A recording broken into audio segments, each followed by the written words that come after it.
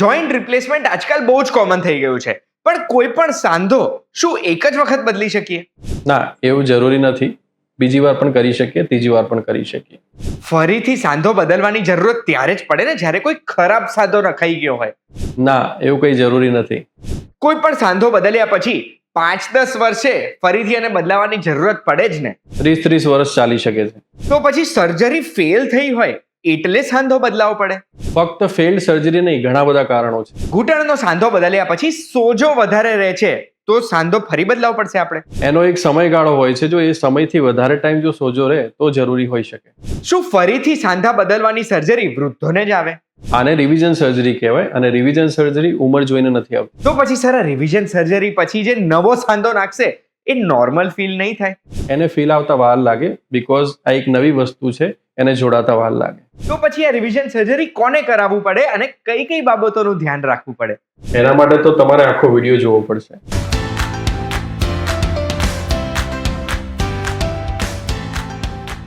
એક વાત કહું, આપનું સ્વાગત છે. મારું નામ છે ગુંજ ઠક્કર અને આજે આપણે એક બહુ સ્પેશિયલ વ્યક્તિ પાસે આવ્યા છે. વ્યક્તિ કોણ છે? તો doctor Ajay Singh Deora. Sir, thank you so much અમને સમય આપવા માટે.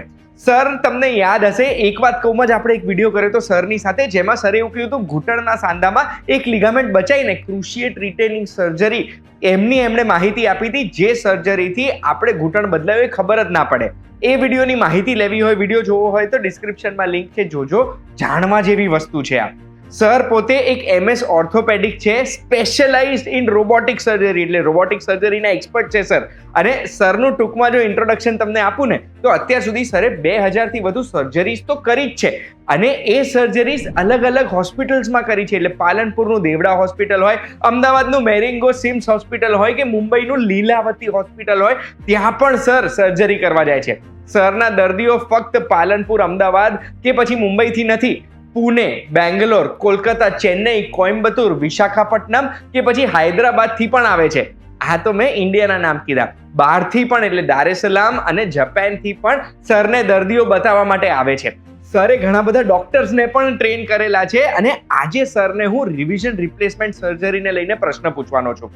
જેવી રીતે આપણે એક વખત ભણી લીધું હોય અને ફરી ભણવાનું આવે એને રિવિઝન કહેવાય, એવી રીતે એક વખત ઘૂંટણના સાંધાની રિપ્લેસમેન્ટ થઈ જાય છે, એના પછી ફરી કરવાનું આવે ને એને રિવિઝન રિપ્લેસમેન્ટ કહેવાય છે. તો આ રિવિઝન રિપ્લેસમેન્ટ ના લાવવા માટે શું કરવાનું, કઈ બાબતોનું ધ્યાન રાખવાનું, કેમ આવે છે, એના લક્ષણો શું છે અને કઈ રીતે થાય છે, એ બધા પ્રશ્ન પૂછવાનો. તો સર, પહેલા પ્રશ્ન એ જ પૂછવા માંગુ છું કે એક નોર્મલ ઘૂંટણના સાંધાની રિપ્લેસમેન્ટ સર્જરી થાય એના પછી દુખાવો અને સોજો કેટલા સમય સુધી રહેતો હોય છે? હવે આપણે નોર્મલ સર્જરીની જો વાત કરીએ તો ઓપરેશન પછી આપણે કોઈ પણ જગ્યાનું ઓપરેશન થાય એટલે એક સહેજ ચીરો મારેલો હોય અને એના અંદરની બાજુ આપણે જોઈન્ટ નાખીએ, એટલે આ એક પ્રક્રિયા છે, સર્જરી છે. એટલે એનું મિનિમમ સ્વેલિંગ કમસે કમ 9 થી 10 મહિના સુધી રહેતું હોય છે અને પેઇન કમસે કમ 6 મંથ સુધી રહેતું હોય છે. એટલે ઘણા બધા લોકોને ક્વેશ્ચન થાય કે ઓપરેશન થઈ ગયું, હજી કેમ પેઇન થાય છે? પણ એ હિલિંગ પ્રોસેસ છે, એટલે એને એટલો ટાઈમ લાગવાનો જ છે. એટલે એ ચિંતાની બાબત નથી હોતી. ઘણા બધા અમારા જોડે આવે અને પૂછતા હોય કે રિવિઝન રિપ્લેસમેન્ટની સર્જરી તો નથી આવી ગઈ ને અમને, પણ એવું હોતું નથી. તો પછી સર, તમે કીધું કે તમે એમને ના પાડો કે રિવિઝનની જરૂરત નથી, તો કેવા સંજોગોમાં તમને એવું લાગે કે રિવિઝનની જરૂરત છે? હવે નોર્મલી કેવું હોય છે કે કોઈને પણ ઓપરેશન થઈ ગયું, ઓપરેશન થયા પછી કોઈને ઘણા સમય સુધી તકલીફ રહેતી હોય અને ઘણા બધા ડૉક્ટર્સને બતાવવા ગયા કે ડૉક્ટર, મારી સર્જરી થઈ ગઈ છે પણ હજી પણ મને તકલીફ લાગે છે, ચાલવામાં જેટલું હું ચાલી શકું જોઈએ એ હું નથી ચાલી શકતો, કાં તો પછી ઘૂંટણના ઉપર કંઈ અલગ પ્રકારનો સોજો રહે છે અને એ સોજાના કારણે એમને અનહદ અસહ્ય પેઇન થાય છે. એ કારણસર એ વારંવાર બતાવવા આવે છે. એના પછી જો એમને આપણે ટ્રીટમેન્ટ આપીએ અને પછી પણ જો સરખી રીતે ના રિઝલ્ટ મળતું હોય તો એના માટે આપણે સ્પેસિફિક રિપોર્ટ કરવા જરૂરી હોય છે. એ રિપોર્ટ્સ કરીએ એના ઉપરથી આપણને આઈડિયા આવી શકે કે રિવિઝન રિપ્લેસમેન્ટની જરૂરત છે કે નહીં. પણ સર, મારો સવાલ એ છે કે ઘૂંટણના સાંધા બદલ્યા પછી રિવિઝનની જરૂરત કેમ પડે, કે શું કારણ છે કે રિવિઝનની જરૂરત પડી?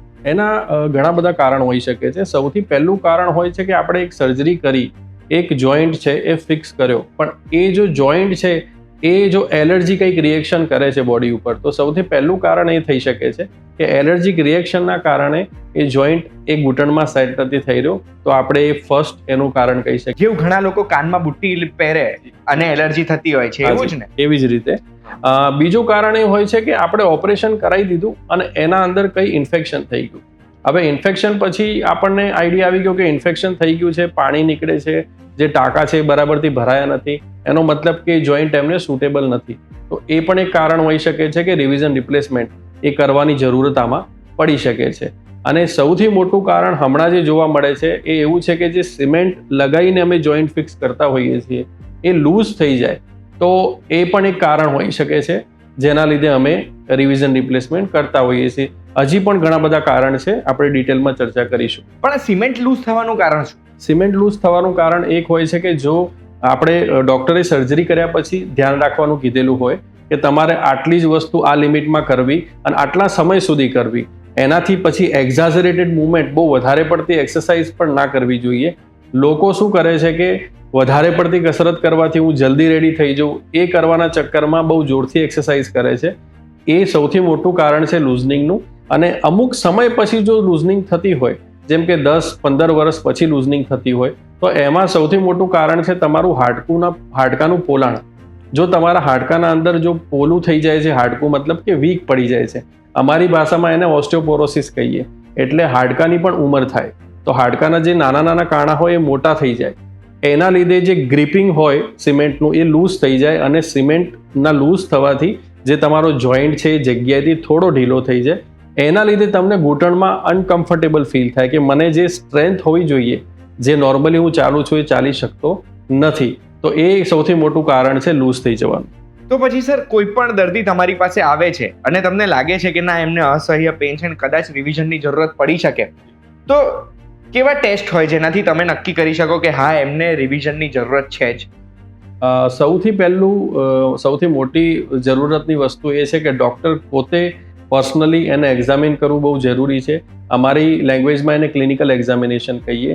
એટલે પોતાના હાથ વડે એના જે ઘૂંટણ છે, અગર એક પગની તકલીફ થયેલી છે તો અને બીજો પગની સર્જરી નથી થઈ, તો બંને પગના ટેમ્પરેચરનું માપ લેવું જરૂરી છે કે આ પગ કેટલો ગરમ છે કે ઠંડો છે, કે બંનેના કમ્પેરિઝનમાં કેવું ઘૂંટણ છે.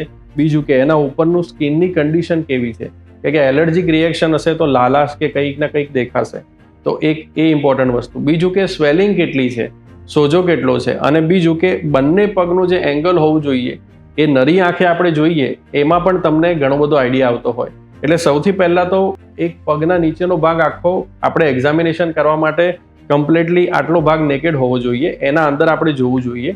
અને એના પછી જો તમને ડાઉટ લાગે છે કે ભાઈ આને બરાબરથી ઓપરેશન થયું નથી કાં તો ફેલ થયું છે, તો આપણે એના રિપોર્ટમાં એક્સરે ઇન્વેસ્ટિગેશન કરીએ છીએ.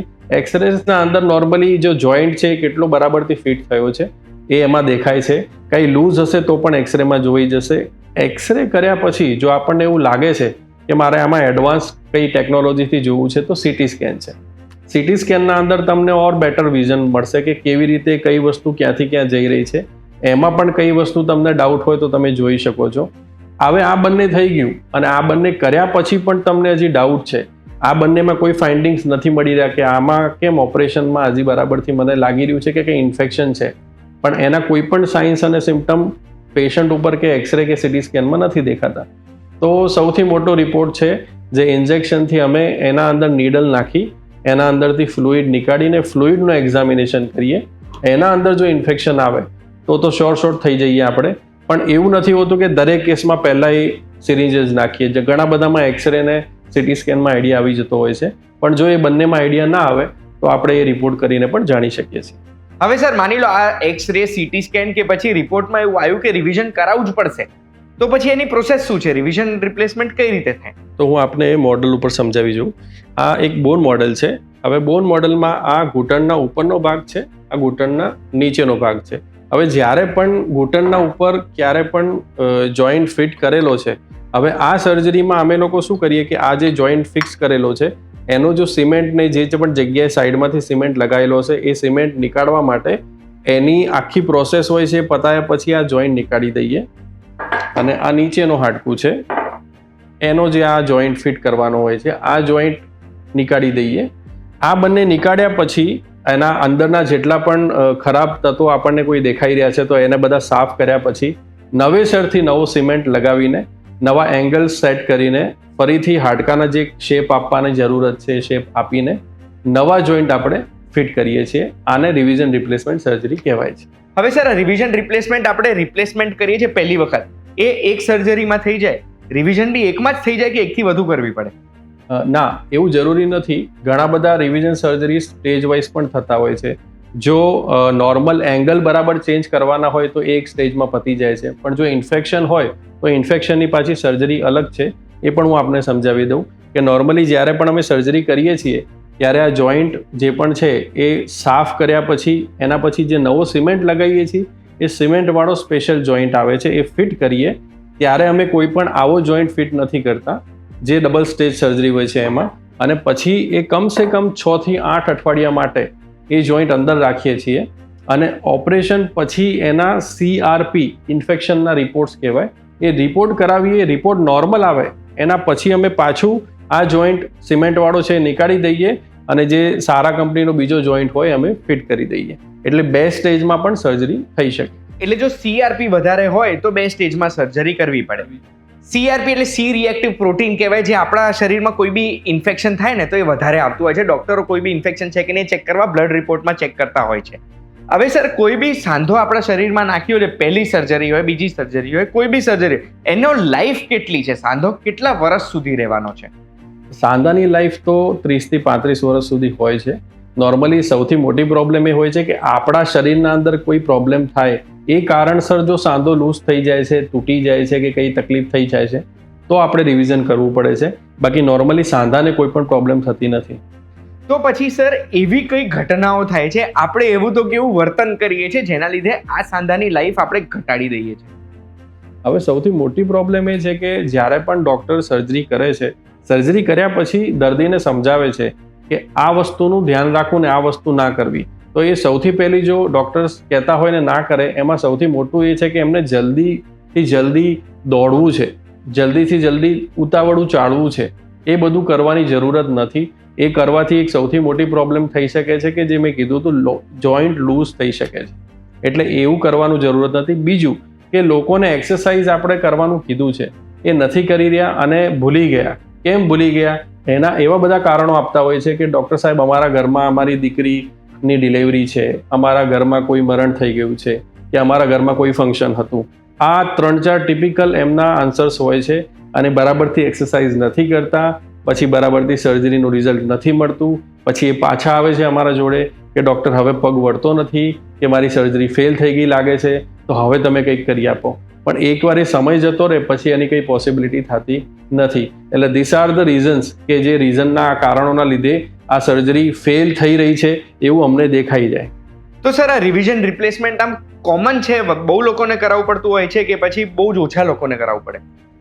પહેલાંના જમાનાની વાત કરીએ તો એવું હતું કે પહેલાં સર્જિકલ ટેકનિક્સ એટલી સારી નથી અને એટલી ડેવલપ નથી, અને જોઈન્ટ પણ એટલા ડેવલપ નહોતા. હવેની વસ્તુમાં સારું એવું ડેવલપમેન્ટ છે. ખાલી એક જ પ્રોબ્લેમ છે કે લોકો બહુ ફાસ્ટ થઈ ગયા છે, એમને જલ્દી રિઝલ્ટ જોઈએ છે, એ ચક્કરમાં રિવિઝન સર્જરીઝ વધી રહી છે. તો હવે સર, એક સવાલ પૂછું છું, ગુસ્સો ના કરતા મારી ઉપર, આ મને ખાલી વિચાર આવ્યો. તમે એવું કીધું રિવિઝન રિપ્લેસમેન્ટ કરાવવું પડે જ્યારે જૂનો સાંધો ઘસાઈ જાય. હવે તમે એવું પણ કીધું કે સાંધો 30 વર્ષ જેવું રહે. માની લો કે હું થોડું ધ્યાન રાખું છું, નથી રાખતો, અને અગર સર્જરી કરાવવી પડે છે મારે ઘૂંટણના સાંધાની, તો હું એવું માની લઉં કે 20 વર્ષ સુધી ચાલશે સાંધો. 40 વર્ષની ઉંમરે અગર સાંધાની રિપ્લેસમેન્ટની સર્જરી કરાઈ છે, મારી ઉંમર 60 વર્ષની, સમજો તમે, 40 વર્ષે રિપ્લેસમેન્ટ કરાઈ, મારી ઉંમર 60 વર્ષની થઈ જાય એટલે 20 વર્ષ થઈ ગયા. હવે 20 વર્ષ થયા તો મને હજુ કોઈ તકલીફ નથી પડી, પણ હું હજુ 10 વર્ષ ખેંચું તો મારે સર્જરી રિવિઝન કરાવવાની આવે 70 વર્ષે. 70 વર્ષે કોમ્પ્લિકેશન્સ આવવાના ચાન્સીસ વધી જાય. તો 60 વર્ષનો થવું ત્યારે એકવાર આઈને ફરી કરાવી દઈએ તો? ના, એવું થતું નથી નોર્મલી. બિકોઝ આ એક એવી રીતની વસ્તુ છે કે કોઈના પણ લગ્ન થઈ રહ્યા છે તો એક ટાઈમે હોવા જોઈએ. લગ્ન જો સમયથી પહેલા કે સમય પછી કરીએ તો પ્રોબ્લેમ્સ થાય. આ સેમ વસ્તુ છે કે જ્યારે ઘૂંટણનું ઓપરેશન થયું છે અને ઓપરેશન પછી એમને કોઈ તકલીફ નથી તો શું કરવા? પણ પછી એક ઉંમર પછી અગર સાંધો બદલાવ આવશે તો વધારે પ્રોબ્લેમ નહીં થાય? ના, એવું કંઈ નથી હોતું. કોઈ પણ સમયે, કોઈ પણ ટાઈમે અને કોઈ પણ ઉંમરે સર્જરી થઈ શકે છે. એમાં કોઈ એવા એક્સેપ્શન્સ નથી હોતા. એટલે આવા બધા ઘણી તો મારે મારવાની જરૂરત નથી. ના. તો પછી હવે સર મારે આ રિવિઝન રિપ્લેસમેન્ટનું પૂછવું છે કે ફરી સાંધો બદલાયો છે, એના પછી લાઈફ નોર્મલ થશે કે કંઈક ચેન્જીસ આવશે? હવે નોર્મલી જે પ્રાઇમરી કે નોર્મલ ની રિપ્લેસમેન્ટ સર્જરી થાય એમાં મેં જે રીતે કીધું કે 6 મહિના સુધી દુખાવો થાય છે અને 9 થી 10 મહિના સુધી સ્વેલિંગ રહે છે, સોજો રહે છે. હવે આ જે રિવિઝન સર્જરી છે એનો મતલબ તમે સિમ્પલ સમજો કે જે જગ્યાએ ઓપરેશન થયું છે એ જગ્યાનો સાંધો અમે પાછો નીકાળી રહ્યા છીએ અને નવો સાંધો નાખી રહ્યા છીએ. એટલે સૌથી વધારે ડિફિકલ્ટ અને અસહ્ય પેઇન ને સ્વેલિંગ ને એટલું બધું હોય છે કે એના કારણે મિનિમમ પહેલા 6 મહિના માટે લોકોને થોડું દુખાવો વધારે પડતો હોય છે, જે એક્સેપ્ટ કરવા માટે લોકો રેડી નથી હોતા કે મને ઓપરેશન કરાવ્યું ડૉક્ટર તો પણ હજી મને પેઇન છે. કેમ કે એક જ જગ્યાએ તમે 2 વાર ચીરા મારો છો, 2 વાર ઓપરેશન કરો છો એટલે પેઇન હોય છે. એટલે આ વિડીયોના માધ્યમથી જ સમજાવવા માંગીએ છીએ કે આ ઓપરેશન કરવું સરળ છે પણ એનો પેઇન હોય છે એ એક્સેપ્ટ કરતા શીખો અને એના પછી તમારી જિંદગી ઘણી સફળ છે. કે નોર્મલી આ સર્જરી કોણ કરાવે કે ડૉક્ટર હું આ રોજ બરોજનું કામ નથી કરી શકતી, મંદિરે નથી જઈ શકતી, મસ્જિદ નથી જઈ શકતી, હવે તમે આ સર્જરી કરીને મને શું ફાયદો કરવાના? તો તમે એ રૂટીન લાઈફમાં પાછા આવી જાઓ. એના માટે જ આ રિવિઝન રિપ્લેસમેન્ટ સર્જરી છે.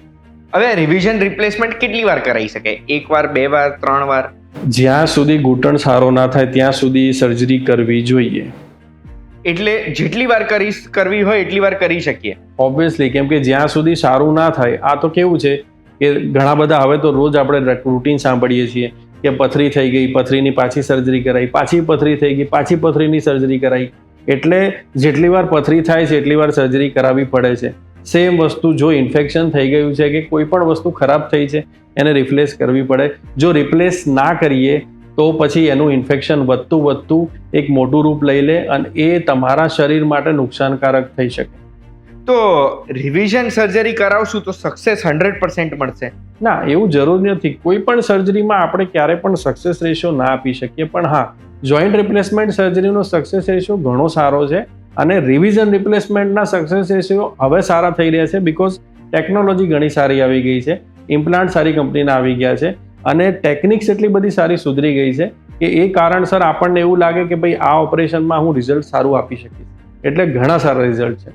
તો પછી સર એવા કોઈ લોકો હોય જેમને તમે ના પાડતો કે તમારે રિવિઝન રિપ્લેસમેન્ટ ના કરાવવી જોઈએ, એમને સુટેડ નથી?